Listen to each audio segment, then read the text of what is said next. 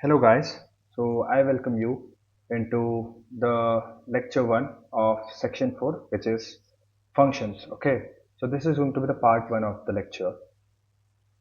In this lecture we are going to learn about what are functions actually. Okay, what are the functions? Okay, what are functions and why they are used in C++. Okay, so a function particularly is a block of code. Okay, a block of code, okay, which has some statements within it. Okay, some statements within it. Okay, and it these statements are only executed when the function is called within the program. Okay, function is called within the program. Okay, within the program. Now when we were learning about the when we were discussing the hello world program, there was a function. Okay, so this int main that we write, okay, this is a function, and within this we return something, right? We return 0, and this return 0 indicates that the program execution has been successful. So this int main, this is the name of the function main. Okay, so the main is the function. Okay, and this function should be, it is present in every C++ program. Okay, it is the primary function. The type of the function, the data type of the function is int, so it is going to return an integer value. Okay, and finally, we use return statement to return a particular value. Okay, now what is going to be the syntax? Okay, so the syntax of a function will will be just like this. Okay, so first we'll write the data type. Okay, data type or type of the function. Okay, what type of data it is going to return.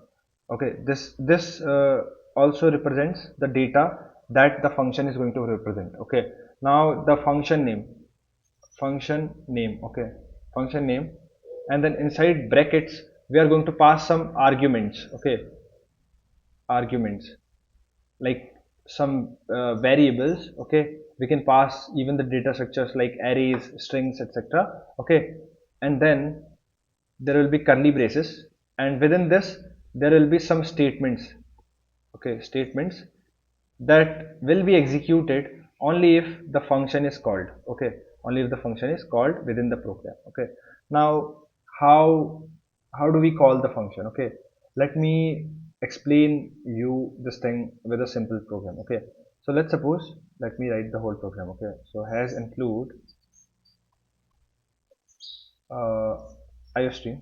This is the boilerplate. Okay, you can skip this. Okay, so using namespace standard. Okay, uh, then let's say I create a function uh, of type void. Okay, data type void. Okay, so it has no type. Okay, so this is why it is called void. Okay, let's say I name the function uh, hi. Okay, and I pass no arguments to the function, and within this function I try to print a statement, hello my friend. Okay, hello my friend. Okay, so yeah, so this is how, let's say this is how I define the function. Okay, void function. Now what happens is there will be an int main function, right? Int main void. Okay, so you have to remember that if you are trying to use a function, if you are trying to call a function in main, you'll have to declare that function above the main function. Okay, so this is why I have declared the user define this these functions that we define on our own are also called user defined functions. Okay, so this is the function that I have defined for my own purpose. Okay, so the purpose is to print this statement, hello my friend. Okay, this particular statement. Now what happens is inside main, let's say I call this function. So how do we call this function? We just write the name, and we just write the parenthesis, we just we just type the parenthesis, and then we just put a semicolon, okay, to end this function calling. If there are some arguments that I would have passed here, so I would have to pass those arguments here as well, okay. But since there are no arguments passed, so I'll write this empty, okay. uh, so now the int int main function gets closed, okay. I can return 0 here as well, but I'm ignoring that, okay. So what happens is, upon calling, uh, let's say when we execute this program, so what happens is that you don't have to get confused by this, okay. This won't execute here, okay. So ignore this and just come, get to the main function, okay. Now inside the main function, the first statement is high. This is a function call, okay. This is a function call, okay. Function call. So whenever this function call is executed, so the control goes to this function, okay. Now within this function, within the scope of this function, all the statements are executed, okay. So the statement here, here we have only one single statement, which is hello my friend. So this hello my friend is printed on the screen. So the output of this function will be hello my friend, okay. Everything within the string, okay. And since there are no more statements, if I would have printed here something, if I would have tried to print, let's say hey, so this would also have been printed here, okay. This would have been the output if there would be some statement like cout hey, okay. So yeah, this is the simple function calling, okay. How do you call this? So let me give you another example where I'll take some arguments, okay. So let's suppose I define a function, let's say void increment, okay. Increment, okay. And let's suppose I pass some argument. Let's say the argument is of type integer, and let's say the name of the argument is num, okay. So let's suppose this function increments, okay. This function increments the value. So what I'll do, num plus plus, I can write it as num plus plus, and finally we can close this function, okay. So okay, I do have to print this as well, okay. So I won't close this right now. So instead of closing this, okay, what I'll do is I'll try to print the value of num, okay. So yeah, so what happens is, now what happens is that if I, let's say this is my main function, okay. Now if I declare a variable, let's say int a is equals to 10, okay. And now let's say I call the function. So how will I call the function this time? I will name the function, okay. Okay, so then we have also passed an integer argument, which is number, okay. So this is why I have declared this integer variable a to pass it as the argument, okay. So it has the value 10, okay. So I pass a here, okay. You don't have to write the data type here while passing the arguments, okay. So okay, and now the let's say the main function is closed. So upon calling this function increment, what it will do is that the control goes from here, okay. The control goes from here to this function, okay. Now within the function, what happens is, instead of num, let's assume that we have the value of num as 10, because we have passed a, right, in the function calling, and since a has the value 10, so the num will also have the value 10, okay. So where inside this function, this statement gets executed first, num plus plus, which also implies num is equals to num plus 1, okay. Num plus 1, so num has the value 10, so num plus 1 becomes 11, okay. Sorry, num becomes 11 now, okay. Now finally we print num, so the output would be, it would print 11 on the screen, okay. Now let me tell you one more thing. So these, in the function definition, the arguments that we use, these are called uh, formal parameters, okay. These are called formal parameters, and the values that we pass within the function calling, these are called actual parameters.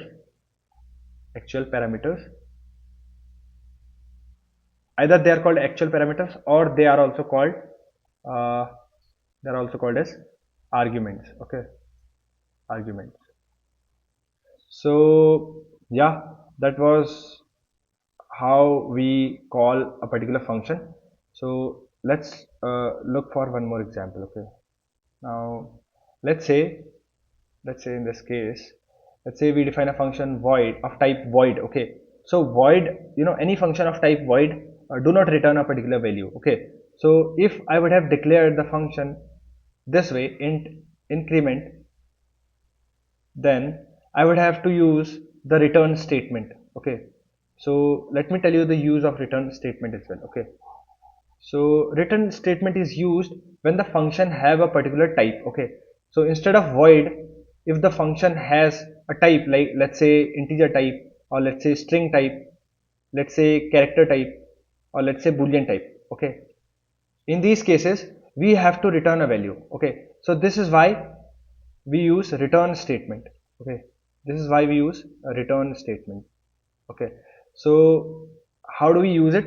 Let's see. Okay, so let's suppose I create a function.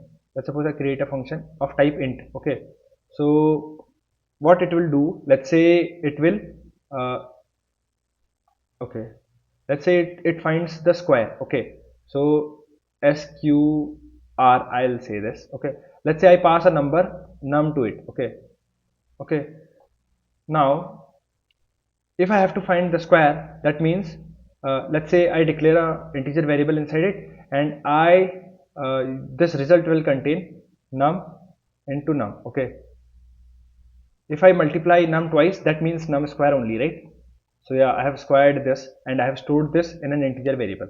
Okay, and lastly, what I do is that I return this value. Okay, return result. Okay, so now what will happen is that let's say this is the main function. Okay, let's say this is the main function, and inside this I have declared a variable a which has the value 2. Okay, now if I call the function square sqr, okay, and if I pass the parameter a to it, okay, this parameter will be actual parameter. Okay, this is also called as argument, and this parameter that I've declared is called the formal parameter. Okay, so let's say if I'll call the function by giving it, by passing it the value of a.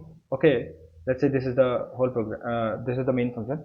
So by passing it the value of a, so num becomes equal to the value of a, so num becomes 2. Okay, so if the value of num is 2, then the result will store 2 into 2, which is 4. Okay, so result is going to store 4. Now finally we return result. So this function, this function returns the value of result. Okay, it returns 2 here. Okay, so but we haven't used any print statement here. So instead of simply calling it, what we'll do, we'll try to print what we have called. Okay, either we'll try to directly print this way, sqr a, either we try to print simply this way, or what we can do is, since it is returning an integer value, right, it is result is an integer value, right? So what we'll do, we'll create an integer variable int result, and we will store the result. Okay, by calling the function, by assigning the function call to it. Okay, so sqr a. Okay, this is how we store the square of a into an integer variable, and now finally we can simply print the result. Okay, and then okay, so now we close this main function. Okay, so what this function will give us, it will output 4 on the screen. Let me take you to the screen and let me show you the use of return statement and void function types. Okay, so function dot cpp. Okay, so let's write the simple functions first. Okay, so let me write the boilerplate code. Okay, so okay, okay,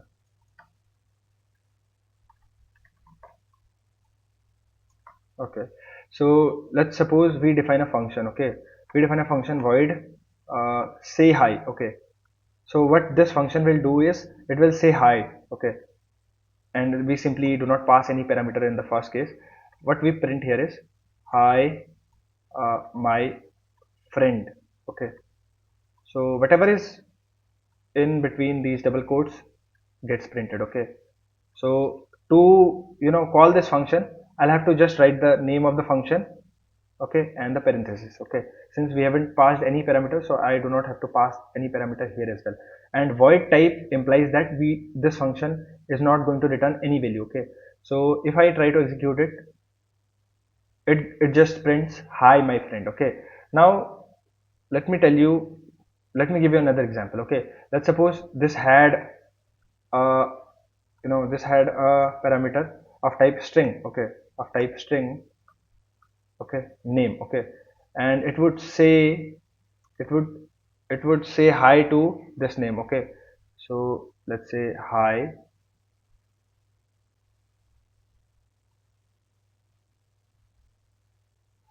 Okay, and then let's say I try to print the name. Okay, so here I'll have to I'll have to call the uh, I'll have to pass the parameter. Okay, so what I'll do is, let's say I define a string name equals to, let's say, my name. Okay, so I define my name here. Okay, so I pass my name finally. Okay, so what happens is, uh, in this case, when I when the execution goes to this statement, what happens is, the function starts to execute. Okay, so the control goes within the function block, and this statement gets printed.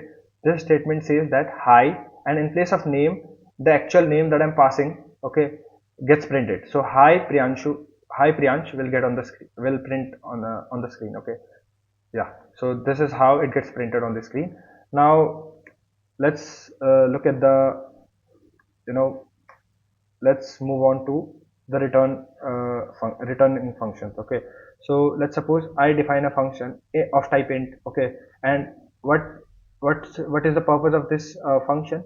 To return the square. Okay, so let's say I give it the name square. Okay, and I pass it a value num. Okay, so it will give me the square of this number that I've passed. Okay, so I define an integer variable inside it, and I give it a logic this way. Okay, num into num, since num into num will be num square only. Okay, and finally I use the return statement to return the value of the square. Okay, and now within the main function, what I do is, to call the function, I write the name, and let's say I take the variable as, okay, 10. Okay, so if I pass a as the actual parameter, what happens is, when the function is executed, so result will store the value of num into num. So num corresponding to a has the value 10, right? So 10 into 10 will be 100, and finally this function will return the value 100. Okay, so to print the value, I'll write cout. Okay, simply I'll write the cout. Okay, it will give us 100. And if if you're not comfortable with this, you can just do one thing. So since this is returning an integer value, right, result is an integer value, so I can store it within an integer only. So int c is equals to, I'll call the function in front of it. Okay, I'll assign the function call to this variable c. Okay, integer variable c. So this way. Okay, and finally I'll print the value of c. Okay, this would give us the same output. Okay, so let me clear the terminal. Let's run it again. Okay, so yeah, this is how the functions are called in C++ programs. Okay, so that's it for this lecture. Hope to see you in the next lecture.